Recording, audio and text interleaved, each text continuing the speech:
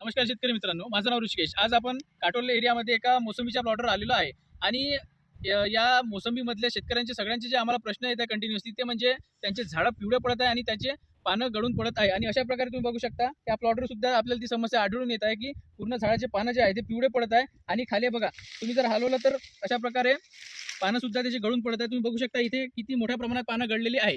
तर ही काय कशाची समस्या आहे की तुम्हाला सर्वांना माहिती आहे की यावर्षी खूप मोठ्या प्रमाणात पाऊस होता, खूप जास्त प्रमाणात यावर्षी पाऊस झालेला आहे आणि ही जी समस्या आहे ते म्हणजे याच्या मुळांमध्ये जसं की बुरशीचा अटॅक आपण म्हणतो, त्याच्यामध्ये फ्युझेरियम बुरशी म्हणा किंवा फायटोप्थराची बुरशी म्हणा, याच्यामुळे आपल्या रूट झोनमध्ये काय झालं, आपले मुळं सडलेले आहे बुरशीच्या अटॅकमुळे। तर यावर आपल्याला जर ट्रीटमेंट करायची असेल तर याला आपल्याला बायोलॉजिकल सोल्युशन थ्रू आपल्याला ड्रेंचिंग करावी लागेल। बायोलॉजिकलमध्ये जर आपण ट्रायकोडर्मा हर्जियानम 1 लिटर प्रति 200 लिटर पाणी व त्यासोबत सुडोमोनास फ्लोरोसन्स 1 लिटर प्रति 200 लिटर पाणी व त्यासोबत मायकोरायझा 100 ग्रॅम प्रति 200 लिटर पाणी याप्रमाणे घेऊन जर आपण ड्रेंचिंग केली व ड्रेंचिंग करताना अशा कंडिशनमध्ये हे 2.5 ते 3 वर्षाचं झाड आहे, जर 2.5 ते 3 वर्षाचं झाड असेल तर आपल्याला जवळपास 2 ते 3 लिटर पाणी सरासरी ड्रेंचिंगमध्ये आपल्याला टाकावं लागेल। आणि अशा कंडिशनमध्ये ड्रेंचिंग केल्यानंतर आपण ते झाड खूप चांगल्या प्रकारे रिकवर करू शकतो। पण जर आपली कंडिशन बघा, इथं बघू शकतो की हे त्याच प्रकारे पिवळं पडलेलं झाड होतं आणि याचे पूर्ण पानं गळून गेले आहे आणि याची शेवटची स्टेज आहे की हे झाड इथून मरू सुद्धा शकते जर आपण याला ड्रेंचिंग केली नाही तर।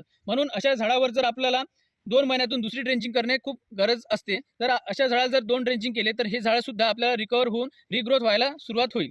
तरी अशा प्रकारे ड्रेंचिंग करून आपण आपल्या मोसंबीमधला जो पिवळेपणा आहे त्याच्यावर आपण नियंत्रण मिळवू शकतो। धन्यवाद।